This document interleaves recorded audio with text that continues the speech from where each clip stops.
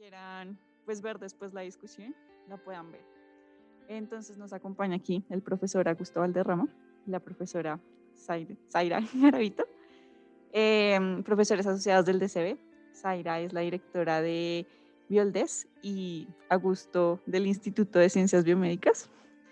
Y vamos a estar hablando en torno de la película Gattaca que acabamos de ver, y vamos a dirigir un poco la discusión en torno como a la edición genética en humanos, que es como uno de los temas centrales que podemos ver constantemente en la película. También nos acompaña Estefanía, egresada del departamento. Y pues bueno, vamos a estar acá moderando la discusión.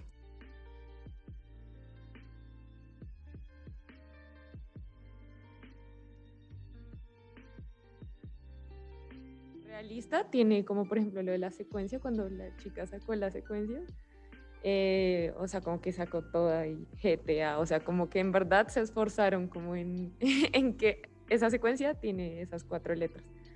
Lo más poco realista, que de hecho lo estábamos discutiendo con la profe apenas se acabó la película, en una parte cuando muestran como, no sé si vieron que extrajeron como los óvulos de la chica y dicen como, estos dos niños y estas niñas, y yo como, pero son huevos, o sea, no todavía, a menos de que hagas como un cariotipo y extrajeras eso y miraras si es X o Y, no sé, podrías verlo, pero no creo que así como mirando la forma del segundo clivaje uno pueda mirar pues si es mujer o hombre. Pero en general, o sea, yo siempre he dicho que es una película muy buena y que todo el mundo que esté en ciencias o digamos si estudias humanidades, si estás estudiando algo afín como, no sé, filosofía de la ciencia o este tema que es muy biología y ética como esta bioética, siempre tienen que ver esa película porque siento que une muy bien varias cosas y siempre te deja con más preguntas y más cosas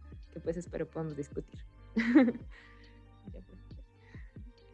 Bueno, entonces la pregunta era qué era lo más realista y qué era lo más irrealista. O sea, lo más realista yo creo que sigue siendo la parte más social. Eso sigue siendo realista en diferentes niveles. Desde la parte científica, pues efectivamente la toma de muestras y ese tipo de cosas, pues es realista parcialmente, en la medida de lo posible, pero pues está muy bien. Y pues la vi hace muchísimos años y la volví a ver hoy, pues no me acordaba un montón de detalles y sigue siendo muy actual. Entonces, pues creo que eso es como lo más importante. Ok, bueno, entonces desde mi punto de vista, esta película digamos que es sorprendente porque fue hecha pues muchos años atrás, pero tiene detalles que hoy en día son muy cercanos a la realidad, ¿sí? El tema de la eugenesia, correcto, al momento de la preimplantación, es una cosa que se hace hoy a diario.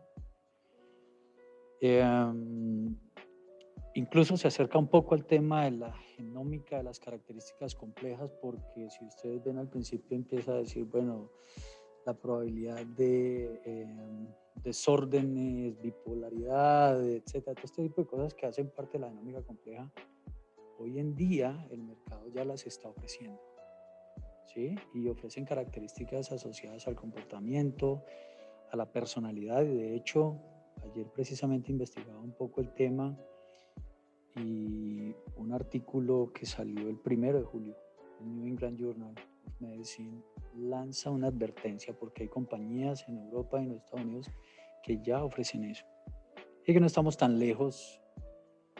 En ese momento era ficción, pero estamos en un momento de la historia de la humanidad en que eso ya es una tecnología disponible, no con el determinismo que lo muestran allí, ¿cierto? Pero la tecnología está ya en las manos, está desarrollada y muy probablemente existan, digamos, tendencias a empezar a utilizar esto de manera masiva. Yo tengo una pregunta, ¿sí ayuda como que la ciencia ficción se ayuda a generar ciencia? Digamos, de la idea, de la posibilidad de que se pueda, de que esté la tecnología, a usarla masivamente, hay un montón de implicaciones sociales, éticas, que de hecho, viendo la película, como hablando en particular de los trastornos, no sé, por ejemplo, ellos decían como que la adicción, como qué tan violento puede ser, como sí hay ciertas cosas genéticas y ciertos que te pueden dar pistas sobre una persona, pero también hay cosas que yo las llamaría como a lo largo de la vida epigenéticas, o sea, no sé cómo decirlo. Eh, y también hay cosas de lo que es un ser humano como en su esencia, que no está dictado por la genética, sino que es como una construcción social. Y yo, en verdad, a lo largo de toda la película siempre pienso eso. Siento que el hecho de que esté la tecnología, que se pueda usar y ya saltarlo masivamente, hay varias como implicaciones éticas, construcciones sociales y cosas de la personalidad inherente siento que hay que coger con pinzas. De pronto como uno de biólogo, y no, a mí me pasa, o sea, a mí me pasa mucho, como que al principio era como, sí, pues sí, usémoslo, prevengamos como todas las enfermedades, seamos como, pero sí siento que hay temas sociales, humanos, que hay que cogerlo con pinzas. Esa es mi opinión. Esa era en parte la expectativa cuando se montó el proyecto del genoma humano, ¿no? Que si ya sabíamos el genoma humano, ya podríamos hacer predicciones de todo, y podríamos establecer riesgos y podríamos establecer predisposiciones a diferentes aspectos. Y lo que se ha visto es que a pesar de que ya conocemos el genoma humano, lo que podemos interpretar de él más allá de los 20.000, 25.000 genes que existen es una porción mínima. O sea, en este momento eso solo representa el 30% de lo que podemos realmente interpretar. Y el resto es la interacción con el ambiente, es el epigenoma, es cómo interactúa todo en esa mezcla que está. Entonces, digamos que obviamente detrás de todos estos procesos hay un componente ético gigante, que no todo lo que podemos hacer lo debemos hacer. No todo lo que conocemos tenemos que utilizarlo en beneficio o maleficio de lo que sea. Pero sin embargo, pues digamos que siempre lo que hemos visto a lo largo de nuestra historia en diferentes campos en la ciencia es que hemos logrado muchas cosas, pero siempre se abren muchas puertas, ¿no? Entonces siempre se abren más preguntas usualmente que respuestas. Y nada, o sea, yo creo que lo importante es que la información esté en el lugar correcto, y que la manejemos bien y que como científicos podamos proteger ese tipo de información. Y que no se vuelva como propiedad privada y que yo descubrí el gen que es del cáncer de no sé qué, entonces no se lo voy a decir a nadie, nadie lo puede saber sino solo yo y me voy a hacer rico con eso, sino usarlo de una manera apropiada. A mí me parece que, a ver, el hecho es que estas películas están dirigidas a seres que tienen conciencia y tienen formación, tienen principios y tienen valores. No es el hecho de que la película demuestre un uso potencialmente dañino de la tecnología, sino que uno como ser humano con la formación que tiene, digamos, sepa racionalizarlo. Lo que vemos en esta película es un fenómeno que se conoce como discriminación genética. Y no estamos lejos de que esté sucediendo. Hay compañías, de hecho es un movimiento mundial y tengo digamos, la fortuna de ser parte del Observatorio Mundial de Discriminación Genética, que está dirigido desde la Universidad de McGill por el profesor Jean Joly. Estamos ahí muchísimos investigadores del mundo con objeto de mantener un ojo sobre el uso de la tecnología, porque, por ejemplo, en Australia fue muy famoso que algunas compañías aseguradoras decidieran no asegurar a algunas personas, como se ve en la película. Si se acuerdan en la película hay un momento en que le cierran la puerta, no, si se enferma, si le pasa algo, no. Eso es discriminación genética y resulta que eso es indebido, pero no es solamente eso, hay desde el punto de vista de las aseguradoras, por ejemplo, en salud, tú tienes riesgos para diabetes, te voy a cubrir todo, pero para la diabetes te voy a cobrar un poquito más, porque necesito vigilarte más de cerca. Eso es discriminación. Entonces, ¿qué es lo que pasa? ¿A dónde va el comentario? El comentario va a que somos seres humanos conscientes, somos pensantes, tenemos valor y tenemos principios, y la idea es adoptar la tecnología con los mejores estándares posibles, sin permitir que haya ese desequilibrio que fuertemente se nota en la película.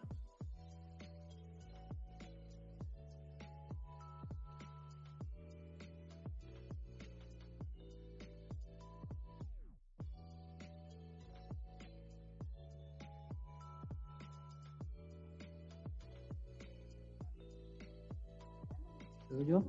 Bueno, a ver, estamos en un momento de nuevo de la historia en la que esta tecnología es posible, ¿sí? Simplemente quiero aclarar un detalle, es que, bueno, hasta donde yo lo entiendo, de pronto me perdí algún detalle de la película, pero en la película todavía no se invoca el tema de la edición genética, lo que se invoca es más el diagnóstico preimplantacional, ¿correcto? La secuenciación para saber si podemos implantar y si cumplen las condiciones mínimas, pero no hay edición todavía. Sin embargo, el tema de la edición genética hoy en día es un fenómeno mundial. Ustedes se van a sorprender si yo les digo que en el próximo año, creo que es marzo, se hace la 7ª Convención Mundial de Biohackers. ¿Saben qué es eso? Y es la 7ª. Gente que, conociendo la ciencia y conociendo la tecnología, usa de manera privada esta tecnología para hacerse edición genética. Esta vez sí, entonces lo hacen de manera local, en los ojos. Alguien le dio porque quiere poder ver el rango del ultravioleta. O otra edición que se está haciendo mucho es el tema de que la gente se inyecta en ciertas zonas y se inhiben, dañan el gen de la somatostatina, entonces el músculo crece hasta un nivel en que sin necesidad de hacer ejercicio yo termino siendo un fisicoculturista muy musculoso. Y esto lo aprendimos de los animales, ¿correcto? Hay animales donde ese gen básicamente está dañado y claro, eso sale el perrito súper musculoso, el ganado así súper grandote, bueno, pero eso lo aprendimos de ahí y eso es. Sin embargo, esos son los usos dañinos, ¿correcto? Hay usos que pueden ser muy buenos,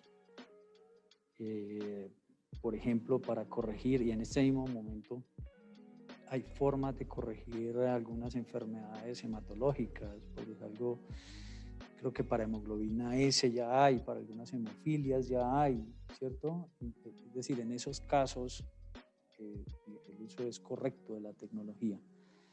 Sin embargo, hay transhumanos que lo están utilizando de la manera que no es. Entonces, como todo, tiene, y de nuevo vuelvo al comentario original, es decir, eso debe estar dirigido a seres humanos conscientes, racionales, con principios y con valores, porque la tecnología está ahí, es posible utilizarla para muchas cosas.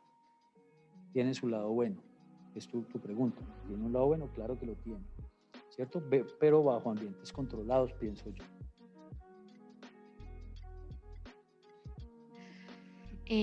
Bueno, pues también estuve pensando eso durante la película.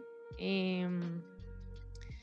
yo siento que también depende mucho como del trastorno o patología que se quiera usar. Y voy a esto porque, bueno, sí, siento que igual ya se usa en algunas terapias celulares y algunas terapias génicas, como bien lo dijo Aleja. Hay una cosa, como para traducirlo al español, de pronto para si hay gente que no está familiarizada, que hay algo que se llama como la línea germinal y como lo somático.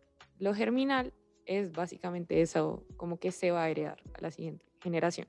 Y lo somático es básicamente todas tus otras células que conforman músculo, piel, no sé si tú tienes un cáncer, por ejemplo, melanoma, cosas así.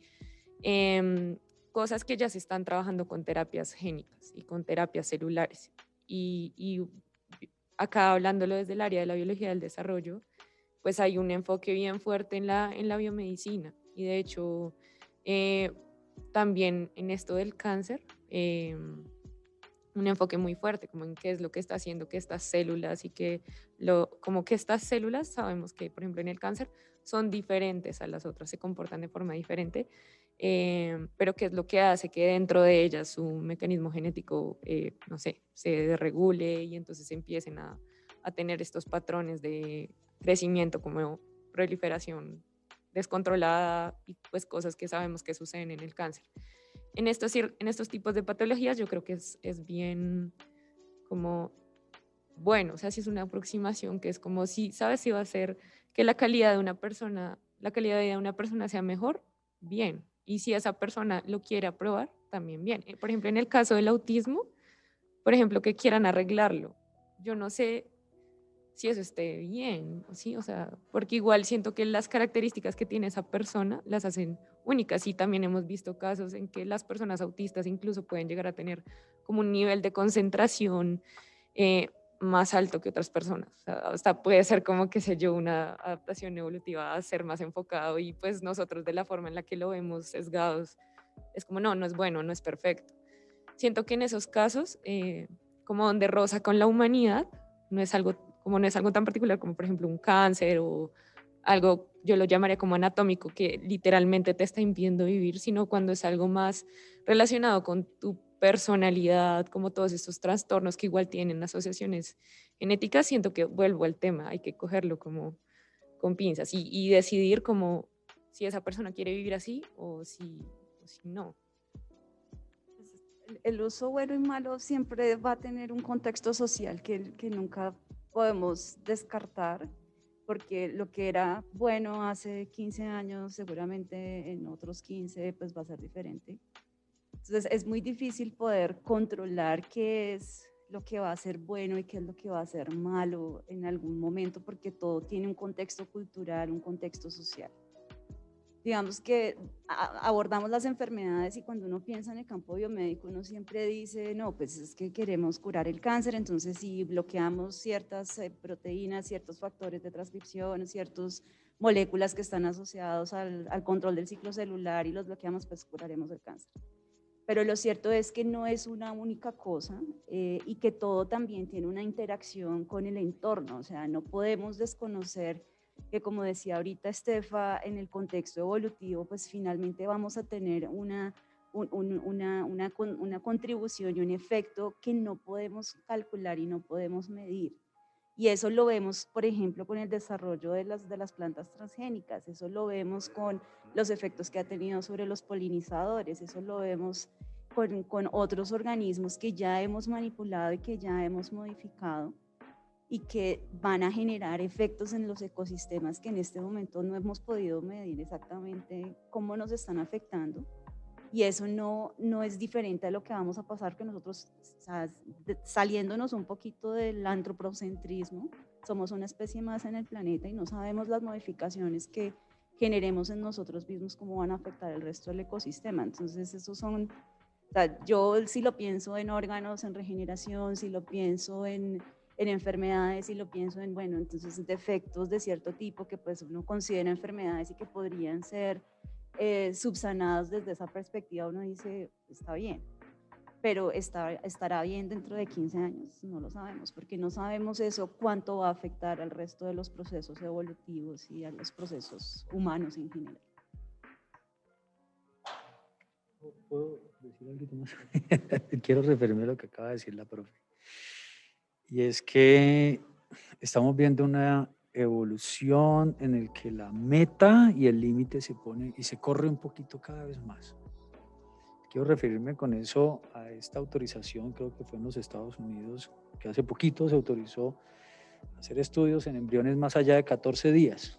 El límite estaba en 14 días. Y todo el que hiciera estudio en embriones humanos tenía que parar al día 14, porque no se puede más. Bueno, ahora extendieron ese límite, creo que es hasta el día 22, hasta la gastrulación.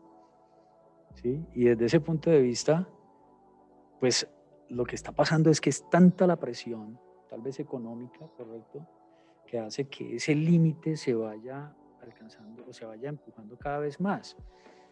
Por lo tanto, es correcto, es decir, no sabemos si lo que hoy consideramos que no se debe hacer, mañana de pronto alguien sencillamente dice, bueno, esto ya es momento de avanzar. El tema con CRISPR y lo que hizo este investigador de la China es que pues todavía no sabemos cuál es el efecto, lo que tú mencionabas, esa tecnología está por ahí, parece ser una tijera molecular muy precisa, pero todavía no sabemos qué otras cosas pueda causar. Entonces, no era el momento. Probablemente en 30 años hacer edición genética con CRISPR va a ser una cosa de todos los días, pero pues es cuestión de ser prudentes con el tema.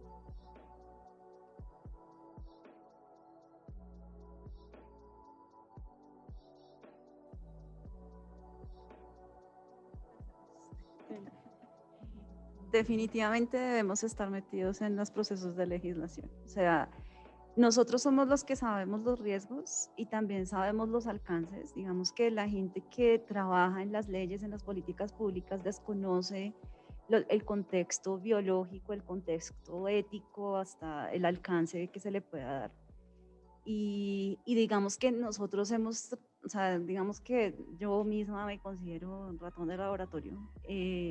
Y a veces uno trata de no mirar ese otro lado porque eso lo hacen otros, pero en la medida en que nosotros desconozcamos eso, estamos dejando que otros tomen decisiones sin la información apropiada.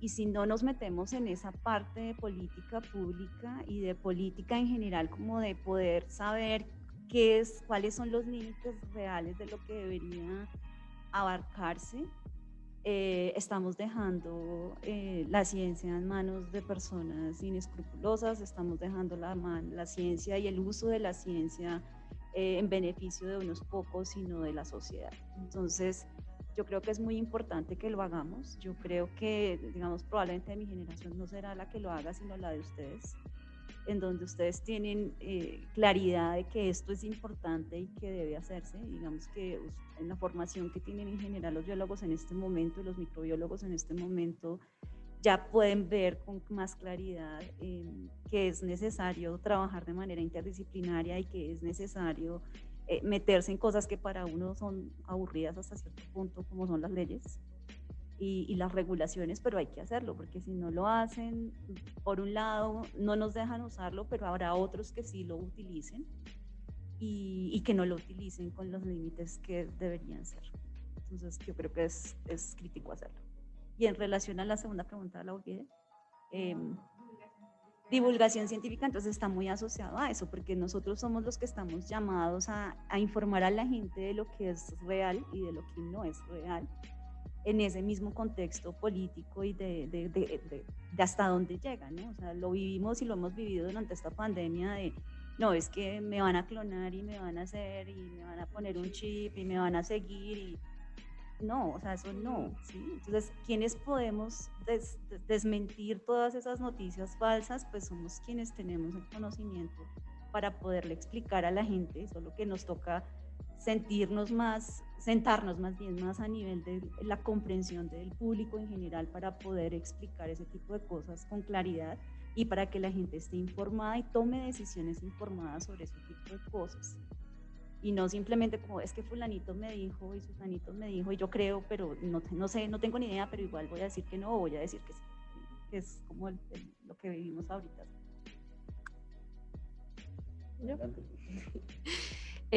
La primera era el papel de los científicos y científicas, sí, fundamental. O sea, y yo cuando decías eso, también me acordé de un problema que también tenemos como humanidad y sociedad respirándonos en la nuca, que es la crisis climática.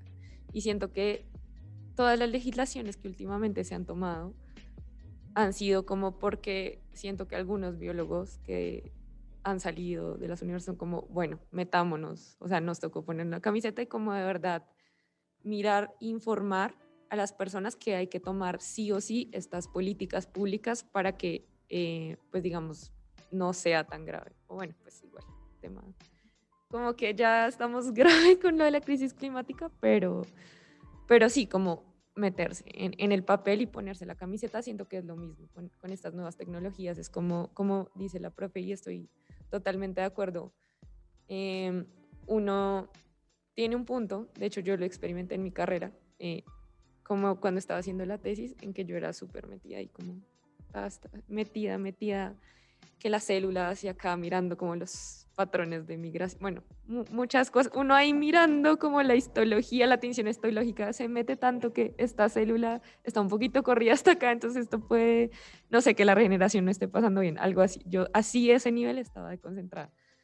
Y hubo un momento que fue la pandemia, en que no pude ir al laboratorio, o sea, no, pues no podía ir, ¿qué puede hacer yo?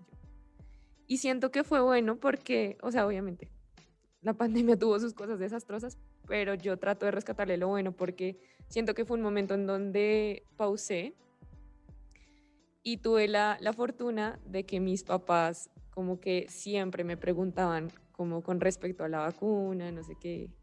Y yo no había terminado mi tesis de microbiología, o sea, no había hecho microbiología. Entonces yo dije, no, pues nada, metámonos a hacer la de COVID. Entonces hice la monografía en COVID Y ahí empecé, digamos, a explicarle a mis papás, como, no, mira, esto sucede así. Entonces, y ellos le explicaban como a mis tíos, y mis tíos así. Entonces es como, así como se puede generar desinformación al respecto, uno también puede como abrirse al mundo y compartir esa información y tratar de hacerlo en términos que sean muy comprensibles para la gente, como explicar qué es CRISPR. O sea, uno como, no, pues una tijera que mira, puede hacer esto.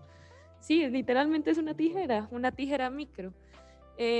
Cosas así, y siento que va de la mano como el papel activo, o sea, en resumen, para resumir esas dos preguntas y contestarlas, es el papel activo del científico en la sociedad, no solo como ente de producción de ciencia, de nueva tecnología, sino como humano, como la parte humana del científico, ¿sabes? Yo sé esto y te lo puedo comunicar. Em, y así como crear siento yo, una cascada de información, y siento que es hablarlo como desde la ciencia y para las personas, siento. Entonces sí, el papel del científico tiene que ser activo, empezar a meterse, como dice la profe, o sea, no es de pronto el ámbito que más en el que uno se sienta cómodo, como sobre las políticas públicas, pero hay que hacerlo porque pues al fin y al cabo uno está entregando como el servicio a una sociedad, entonces hay que hacerlo de la mejor forma. Bueno, excelente. Creo que ya han dicho la mayoría de las cosas con las cuales, digamos, se podrían responder esas dos preguntas. Yo voy a decir sencillamente que creo que sí, que los investigadores, sin importar cuál sea el área, ¿cierto? Una sombrilla muy grande, nos ponemos ahí, digamos, las personas que somos intelectualmente inquietas y vamos un poquito más al detalle y empezamos a generar conocimiento porque queremos y nos hacemos preguntas, etcétera, y tratamos de resolverlas.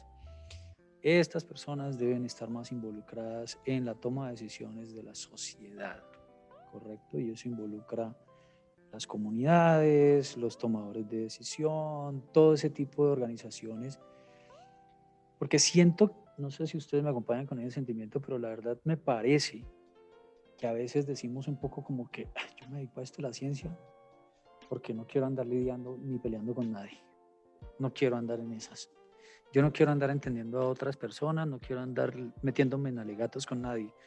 Pero esa actitud es la que precisamente ha causado que la potestad de tomar decisiones quede en personas que no tienen todo el conocimiento y la estructura académica que se necesita para tomar esas decisiones. Número uno. Número dos, he sido un ferviente admirador de las personas que con criterios, con palabras simples comunican conocimientos complejos. A mí me parece es una maravilla porque lo que debe estar pasando en ese cerebro es que coge toda esa complejidad y la pone en una sola frase y la hace clara para todos. Esa capacidad de comunicar creo que necesitamos fortalecerla. De nuevo, tú citabas el CRISPR, pero de pronto para el público general decir la tijera molecular sea más sencillo, ¿correcto? Desde ese punto de vista. Veíamos ahora en la película una escena en la cual secuenciaban a alguien y habían un montón de hojas, ¿cierto? Y eso era, hombre, eso es falso. Un genoma no cabe en esas hojas, ¿correcto? Entonces, ahora, imagínate el problema que es pasar de esa información tan compleja, de la cual, como decía la profe ahorita, no sabemos interpretar su gran mayoría, porque es la verdad, no lo sabemos interpretar. Pasar a una información que permita tomar decisiones con la vida de las personas. Eso necesita un proceso muy fuerte de decantar, de destilar esa información y hacerla sencilla, práctica. Y los científicos tenemos que meternos en eso, saberlo comunicar. Pasar de una sociedad donde los tomadores de decisiones, digamos, llegan ahí por votación, pasar a una sociedad en la cual los tomadores de decisiones las toman con criterios bien fundamentados, estructurados. A mí me gustó mucho, por ejemplo, el año pasado recibí una invitación de una organización interna ahora del Congreso, a mí me sorprendió, pero se están apoyando en los grupos de investigación. Y entonces, mire, tenemos estos proyectos de ley opinen. Eso ya es un avance, pero necesitamos más.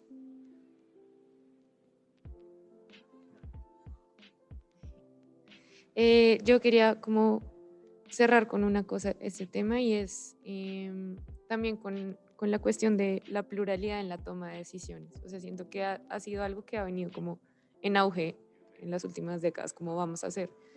En la medida en la que se haga ciencia como de forma plural, tomando en cuenta a cada persona, como las diferentes perspectivas que puedan haber, no solo porque es políticamente correcto, o sea, no solo como, tú tienes derecho a hablar, sino porque sabemos que la ciencia más plural ha demostrado que la evaluación por pares, así funciona la ciencia, como esa comparación es lo que realmente como tiene el conocimiento como en su estado más puro, como en el que podría estar, porque siempre hay sesgos, pero estoy de acuerdo con el profe Augusto en que sí tienen, o sea, como las personas que estén al tope de ese conocimiento, somos los científicos, pero también siento que tenemos que ir acompañados de personas que estén acompañadas, o sea, como en el tope del conocimiento, pero en otras áreas, como más sociales. O sea, también siento que eso era como, hay una cosita que quería decir, como para la pluralidad en esa toma de decisiones que sabemos que va a afectar pues a toda la humanidad. Y lo segundo que iba a decir es que lo de la divulgación científica, en verdad, ahorita siento que es uno de los principales como focos que tenemos nosotros como científicos y científicas, como abrirnos a explicar conceptos tan que pueden ser a veces tan abrumadores, porque es que uno está tan acostumbrado a meterse tan en la situación que para uno ya, yo le hablo a la profe, entonces el factor de transcripción HAN2 que modifica la proteína de matriz extracelular de la fibra y todo el mundo es como, ¿qué? Entonces, como tratar de explicar esos conceptos de forma sencilla, siento que también es uno de los principales objetivos que deberíamos tener. Y de hecho, yo diría que incluirlo en el pensum de formación científica. Pero pues ya, eso era.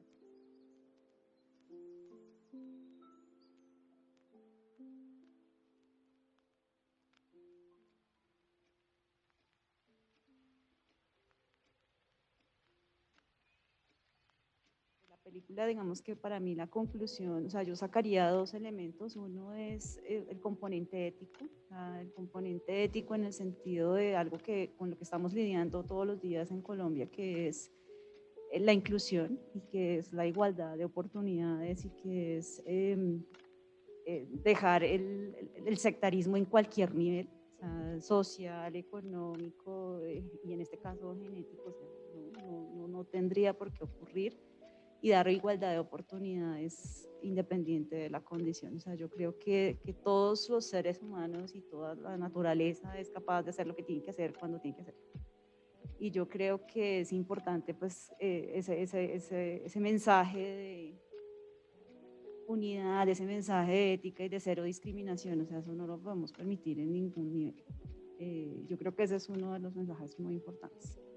Y desde la parte científica, pues también del lado de ese concepto de necesitamos tener unidad, inclusión, sin importar la condición, es hasta dónde queremos llegar y hasta dónde realmente es necesario. Yo creo que eso es importante tenerlo en mente y pues digamos que uno siempre quiere ir más allá, pero de pronto a veces ir más allá no es necesariamente lo que se requiere. Pues creo que también tener esos límites de alguna manera, no sé, o sea, por convicción ética, yo creo que sí. Yo también, sí, muchas de las cosas que dijeron acá las comparto. Eh, y siento que en Colombia, pues obviamente ya tenemos otros factores más geopolíticos, económicos, sociales, el tercer mundo, etcétera, etcétera, ciertos impedimentos que siento que en particular en la financiación de la ciencia han sido descuidados a lo largo de las últimas décadas. A favor siento que tenemos el hecho de que la pandemia puso un punto de quiebre como este es el propósito de la ciencia. O sea, ya pudimos ver que los países que están más desarrollados en cuanto a ciencias, tecnologías, plataformas de síntesis de proteínas, que para el caso de la vacuna fue como lo más primordial, en Colombia como que hubo ese punto de inflexión. Sí, también espero que de aquí para allá como que la financiación sea mucho mejor, pero vuelvo al punto de que hay ciertos factores sociales, políticos, económicos que empiezan pues desde nuestros gobernantes. Entonces ahí siento que es como un punto bien, bien clave de pronto porque no ha sido tan visible o tan, no sé, como con tanto auge como en otros países. Lo que sí es cierto y tampoco se puede como solo lo negativo, es que también hay, como dice el profe Augusto, muchas personas trabajando en esto, en las universidades, en la Universidad del Valle, en la Universidad de los Andes, en la Universidad Nacional, muchas personas que están trabajando en este tema o en temas cercanos y que no son cosas visibles y que siento que, por ejemplo, bueno, yo siempre lo cuento desde anécdotas porque siento que es la mejor forma como en acercar a las personas para que escuchen y entiendan. A mí me pasaba mucho con mi tesis, como que yo le decía a mi papá, como papi, mira que entonces cuando yo entré al laboratorio, pero y entonces tú, ¿por qué es laboratorio de qué? Si yo no, es el laboratorio de biología del desarrollo. Pero como así desarrollo y yo, no, sí, o sea, estudiamos más o menos cómo se desarrollan los tejidos, los órganos, no sé qué. Pero tú entraste, no habías entrado como a regeneración renal y yo, sí, o sea, es que estudiamos regeneración renal, pero en un modelo animal. Y entonces él era como, "Ah, pero ¿cómo así que regeneración renal? Los riñones se regeneran. Y yo, no, pues papi, los nuestros no, pero los de otros animales sí. Entonces, como que también es eso de, pues vuelvo al punto, unir a la gente a la ciencia y también mostrar que esas cosas sí se están haciendo en Colombia y que las estamos haciendo, que a veces es difícil, que a veces hay poca financiación, em, pero que siento que es como cuestión de repartir el presupuesto que se establece, no sé, como que vaya para la ciencia. Y en conclusiones así, ya como para cambiar de tema, en conclusiones generales, yo lo que te digo, yo cada vez que veo esa película, Aleja, yo siento que otra conclusión que puedo añadir a la lista. Y anoté una frase que siento que resume como lo que me dejó la película y es cuando el protagonista le dice como es que no hay genes para el destino. O sea, es como está bien, tú tienes cierto background genético, cierta información genética de base que va a determinarte ciertas posibilidades, ciertas patologías, ciertas características fenotípicas, ojos azules, color de piel, etcétera, etcétera. Pero eso no te puede limitar y no va a definir quién vas a ser tú en la vida, ¿sí? Y siento que el ejemplo más claro es como ese ejemplo de él, de tuve esta patología cardíaca, tuve todo lo que tuve, igual como que logré tener una buena vida y una vida que nadie más esperaba. Entonces, como retomando lo que dice la profe, no podemos aceptar la discriminación genética en ningún tipo de escenario. O sea, es algo que tú puedes tener como, no sé, la mutación en este gen y puede que eso te haga predispuesto a algo, puede que te afecte en esto, pero en verdad trata de vivir la vida de la mejor forma, como en lo posible. Y si te puedes ayudar de la ciencia con terapia genética, lo que sea, para corregir ciertas patologías, pues chévere que esté disponible a la mano, pero volvemos al punto de que esté regulado. Siento que eso es como, sí, en general, la conclusión más grande, como no hay genes que puedan definir tu destino. Eso me pareció chévere. Bueno, hay un aspecto pequeñito que me gustaría mencionar antes de que terminemos y es el tema de la regulación. Tú lo acabas de tocar. En Colombia estamos en una situación en la cual dentro de los procedimientos autorizados normalmente para diagnóstico hay tecnologías de secuenciación en las que se obtienen más datos de lo que uno quisiera saber, ¿sí? No es lo mismo que a uno le digan, bueno, hazte una prueba para determinar cuál es la concentración de glucosa en tu sangre y la prueba exactamente mide eso, a una prueba de secuenciación en la cual te dan el dato que estás buscando, pero además de eso hay una gran cantidad de información ahí que queda como en un espectro, como en una penumbra. Y es precisamente eso lo que el movimiento de, digamos, de regulación de la discriminación genética pretende. Es decir, que no queden esos baches en los que queda toda esa información y cualquier, digamos, persona pudiese dentro de una organización, vamos a decir una EPS, por ejemplo, pueda utilizar de una manera no muy apropiada esa información. En Colombia tenemos ese vacío, no tenemos ningún tipo de regulación, ninguno. ¿Sí? En el caso de que se dé un evento de discriminación genética, como les digo, hago parte del Observatorio Mundial de Discriminación Genética, hasta el momento no hemos detectado ni un solo caso, pero cada vez es mayor la posibilidad de que eso suceda. Entonces se necesita, hay ese vacío y se necesita regular la discriminación genética como lo han hecho muchos países en el mundo. Bueno, muchas gracias a Zaira, Augusto y Estefanía. Creo que quedamos con preguntas. Es un tema que trae no solo desafíos científicos, sino también sociales, políticos y legislativos. Pero pues ya entendimos que la interdisciplinariedad y el trabajo en conjunto es como lo que nos va a permitir navegar todos estos nuevos avances tecnológicos. Muchas gracias por haberse quedado a ver la película, contarnos, responder nuestras preguntas y darnos como esa luz en todo este tema. Entonces, muchas gracias y también gracias a los que se quedaron en casa escuchándonos, a Sebastián por estar acá, a Sebastián y pues a Felipe que también nos estaba ayudando. Y pues nos vemos en otro evento y en otra ocasión que ojalá podamos volver a repetir un tipo de cineforo en un futuro.